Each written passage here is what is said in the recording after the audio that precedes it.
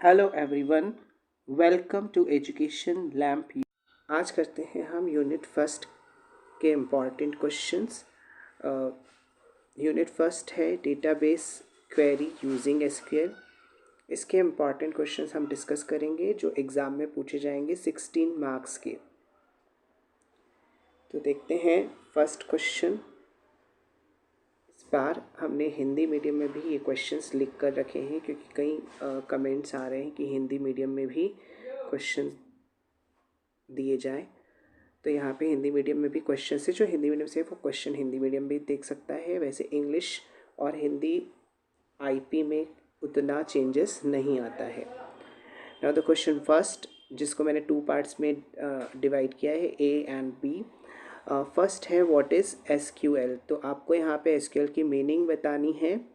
तो एसक्यूएल का पहले फुल फॉर्म आपको पता होना चाहिए सभी को, that is structured query language. Then you have to write its characteristics, मतलब इसकी विशेषताएं भी आपको समझानी है।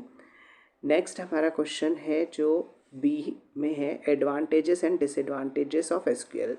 तो यहाँ पर आपको उनकी लाभ हानि या सीमाएं बतानी है एसक्यूएल की। They are very easy theoretical question जो आपको इजीली बुक में अवेलेबल है। क्वेश्चन 2 हम देखते हैं, what is DBMS, write its advantages and disadvantages. DBMS का फुल फॉर्म होता है डेटाबेस मैनेजमेंट सिस्टम। ओके, तो आपको डेटाबेस मैनेजमेंट सिस्टम के बारे में बताना है, उसके एडवांटेजेस एंड डिसएडवांटेजेस भी बताने हैं। The third question is difference between DBMS and file system. तो आपको डेटाबेस मैनेजमेंट सिस्टम और फाइल सिस्टम में डिफरेंस बताना है, यानी अंतर बताना है। तो यहाँ आपके 3 क्वेश्चन हैं। नेक्स्ट हम करते हैं क्वेश्चन नंबर 4 है हमारे स्टेटमेंट से रिलेटेड, जो एसक्यूएल में बहुत ही इंपॉर्टेंट होते हैं। Explain the followings. यहाँ पर आपको एक्सप्लेन करना है क्रिएट टेबल स्टेटमेंट। अब क्रिएट टेबल स्टेटमेंट क्या होता है? It is use to create a table in SQL. मतलब एसक्यूएल में अगर आपको कोई टेबल बनानी है तो आप क्रिएट कमांड का यूज़ करते हैं, और इसका आपको एग्जाम्पल सिंटैक्स ये दोनों लिखने हैं। ठीक है, तो सिंटैक्स ज़रूरी है। जितने मैंने यहाँ पे आपको स्टेटमेंट्स दिए हैं और आपको हर एक का सिंटैक्स तो कंपलसरीली लिखना है to get the full mark. Example भी अगर आप दे दें तो बहुत अच्छा है। तो यहाँ पे जितने भी ई तक दिए हुए हैं वो सारे आपको सिंटैक्स और एग्जाम्पल के साथ करने हैं। नेक्स्ट हमें करना है इंसर्ट स्टेटमेंट। अब इंसर्ट स्टेटमेंट क्या करता है? जब भी हमें कोई रिकॉर्ड इंसर्ट करना है टेबल में, ठीक है, तो रिकॉर्ड इंसर्ट करना है टेबल में, तो हम इंसर्ट स्टेटमेंट का यूज़ करते हैं। Okay, then we have select statement. अब देखिए, आपने यहाँ पर पहले क्या किया था, टेबल क्रिएट किया, फिर आपने उसमें रिकॉर्ड इंसर्ट करे। अब आपने बहुत सारे जो रिकॉर्ड इंसर्ट करने आपको वो देखने हैं, तो आप सिलेक्ट स्टेटमेंट का यूज़ करेंगे टू डिस्प्ले द रिकॉर्ड्स। ये किस लिए यूज़ किया जाता है? टू डिस्प्ले या शो लिख सकते हैं, to display the records. Okay, और हिंदी में अगर हम कहें हिंदी मीडियम के लिए तो रिकॉर्ड्स को प्रदर्शित करने या शो करने के लिए सिलेक्ट स्टेटमेंट का यूज़ कर सकते हैं। और मैं हिंदी मीडियम वालों को ये बता दूं कि आप हिंदी मीडियम में भले ही हैं, बट आप इंग्लिश में भी लिख सकते हैं आंसर को पूरा। अगर आप नहीं लिख पा रहे हैं तो इस तरह से लिख सकते हैं, टू डिस्प्ले द रिकॉर्ड। अब रिकॉर्ड आप हिंदी में लिख सकते हो, डिस्प्ले वर्ड इंग्लिश में डाल सकते हो। तो इस तरह से हिंदी मीडियम वाले स्टूडेंट्स प्योरली हिंदी में ना लिखें। एग्जामिनर भी खुश होगा कि आपने इंग्लिश में लिखा है, because this is informatic practices, और कंप्यूटर को आपको इंग्लिश में यूज़ करना आना चाहिए। Then we have delete statement. तो डिलीट स्टेटमेंट तो नाम से ही पता पड़ रहा है कि क्या करता होगा, इट डिलीट दी रिकॉर्ड्स। ठीक है, तो ये जो टेबल में, यहाँ पर जो टेबल अपन ने बनाया, टेबल में जितने भी रिकॉर्ड्स हैं, ठीक है, उनको आप डिलीट कर सकते हैं, बट 1 बाय 1। ठीक है, अगर आप डिलीट कमांड चला रहे हैं तो एक एक आप डिलीट कर सकते हैं एज़ पर दी कंडीशन। आप कोई कंडीशन लगा कर डिलीट कर सकते हैं, जैसे कि हमें roll number 25 roll number delete करना है, केवल 25 रोल नंबर का पूरा रिकॉर्ड डिलीट करना है तो हम डिलीट स्टेटमेंट यूज़ करेंगे। ठीक है, 1 बाय 1 यानी कि एक रो को आप डिलीट कर सकते हैं। तो अपडेट स्टेटमेंट, अपडेट क्या होता है तो बहुत ही ईजी है, मोबाइल आप यूज़ कर रहे हैं तो every time you need to update the software, जैसे आपको सॉफ्टवेयर अपडेट करने होते हैं सेम ऐसे ही यानी उनमें कुछ मॉडिफिकेशन हो रहा है। तो अपडेट का मतलब है कि अगर आपके जो ये रिकॉर्ड आपने इंसर्ट किए थे, ठीक है, यहाँ पर इंसर्ट में अपन ने रिकॉर्ड सारे इंसर्ट कर लिए थे। अब इन रिकॉर्ड्स को हमें क्या करना है, मॉडिफाई मतलब थोड़ा चेंज, उसमें कुछ चेंजेस करने हैं, मतलब रिकॉर्ड में चेंजेस करना या मॉडिफिकेशन करना, तो अपडेट स्टेटमेंट का आप यूज़ करेंगे। तो they are very important question, कोई ना कोई इसमें से आपसे एग्ज़ाम में आएगा ही सही। अगेन मैं एक आपको और क्वेश्चन सजेस्ट करूँगा इसके साथ कि अगर आप क्रिएट टेबल स्टेटमेंट कर रहे हैं तो क्वेश्चन इस तरह से भी आ सकता है कि आप DDL स्टेटमेंट को एक्सप्लेन करें। तो DDL स्टेटमेंट अगर बोला जा रहा है मतलब डेटा डेफिनेशन लैंग्वेज, ओके। तो डेटा डेफिनेशन लैंग्वेज के अंदर आप टेबल स्टेटमेंट को ही एक्सप्लेन कर सकते हैं। हालांकि और भी DDL स्टेटमेंट्स हैं बट अभी आपने यहाँ एक ही लर्न किए तो आप एक कर सकते हैं। देन ये जितने सारे हैं इंसर्ट से लेकर अपडेट तक, इनको हम DML स्टेटमेंट्स कहते हैं। DML means again data manipulation language, okay. Data manipulation language जो है, मैनिपुलेशन का मतलब होता है चेंजेस। तो ये सारी चीज़ जितने भी हैं B से लेकर D तक, they are using for changing something in the table.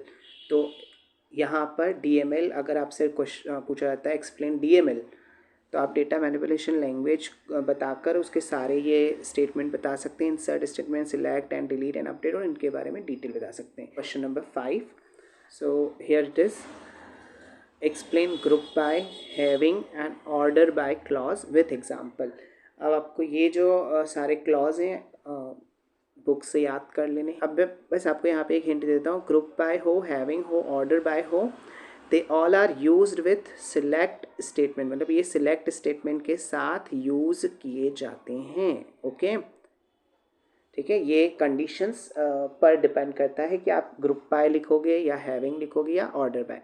अब ऑर्डर बाय के बारे में भी मैं आपको बता दूं, तो ऑर्डर बाय मतलब अगर आपको कोई रिकॉर्ड A to Z देखना है सॉर्ट करके, या Z to A के फॉर्म में देखना है, मतलब सॉर्टिंग, तो असेंडिंग ऑर्डर डिसेंडिंग ऑर्डर जो रहता है वो ऑर्डर बाय से आ सकता है। Have question number 6 which is numeric, explain numeric and math function with example. चाहे न्यूमेरिक लिखा हो या मैथ फंक्शन आप एक्सप्लेन करें, तो यहाँ पर आप एनी 5 एनी 4 एक्सप्लेन कर सकते हैं अगर इस तरह का क्वेश्चन आया।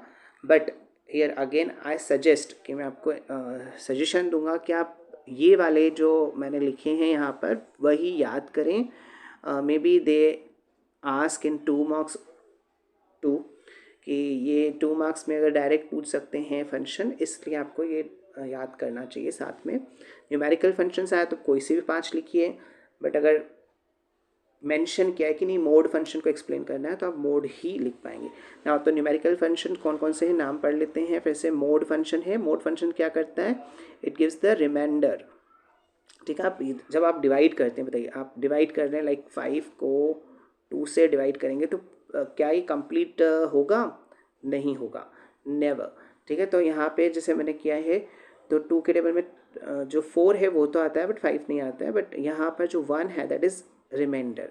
ये शेषफल जो है, वो शेषफल जो है वो मोड फंक्शन से आप पता कर सकते हैं। तो मोड फंक्शन किस लिए यूज़ होता है, टू फाइंड रिमाइंडर, ओके, या शेषफल ज्ञात करने के लिए। मैंने हिंदी में भी बता दिया है तो इसको ज़रूर लिखना अगर ये आता है तो। नेक्स्ट हम पावर करेंगे, पावर जो आप सिंपल बोलते हैं पावर या पावर, तो ये इस जैसे 2 की पावर 2 तो 4 सेम ये यहाँ का जो पावर है उसके लिए यूज़ हो रहा है। देन राउंड यानी अगर आपके कोई नंबर्स हैं डेसिमल्स में तो आप डेसिमल के बाद कितने ज़ीरो चाहते हैं या ज़ीरो नहीं चाहते, राउंड ऑफ करना चाहते हैं डिजिट्स को, तो राउंड उसके लिए यूज़ होगा। देन हम करते हैं एबीएस यानी एब्सोल्यूट वैल्यू प्रोवाइड करता है। ये एब्सोल्यूट वैल्यू यानी अगर आप कोई नेगेटिव नंबर्स देंगे या इंटीजर देंगे then it convert into the positive, मतलब एब्सोल्यूट में पॉजिटिव चीज़ें ही आती हैं। तो नेक्स्ट वी हैव एसक्यूआरटी मतलब स्क्वायर रूट। ये बहुत इजी है। जैसे 25 का स्क्वायर रूट क्या होगा 5, तो अगर आपको 25 का 5 पता करना है, 36 का 6 पता करना है, तो स्क्वायर रूट फंक्शन यूज़ होगा।